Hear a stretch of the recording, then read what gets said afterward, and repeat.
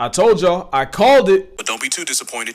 Some people have been trying to bring the dire wolf back, and honestly, I'd rather resurrect this roid wolf than bring back Game of Thrones. We really got dire wolves in 2025 before GTA, what a time. So dire wolves were an extinct species that would have dwarfed wolves today. At 7 foot 150, they would have shown wolves there's levels to this. Dire wolves were discontinued over 10,000 years ago, but as of right now, 3 dire wolf puppies have been born. Romulus, Remus, and yes, GOT fans, a little girl named Khaleesi. As we speak, they're being held in an undisclosed location with security, drones, and live cameras. So how did they do it? Well, 2 things. Dire wolves went extinct a minute ago, but their remains are all over the place, and their DNA is almost identical to gray wolves. So folks took the DNA from a 13,000-year-old tooth and a 72,000-year-old skull and used that to reverse engineer their genome. And because they share 99.5% of DNA, they basically edited gray wolf genes. And for reference, gray wolves have 19,000 genes. They just had to make 20 edits to 14 genes. Got them sounding like a Google doc, but now we're talking about an expired wolf. A bunch of sciencey stuff later. They took donor domestic dog eggs, removed the nucleus, added the wolf edit, put the embryo in a surrogate, cooked for 65 days. Boom, we got dire wolves.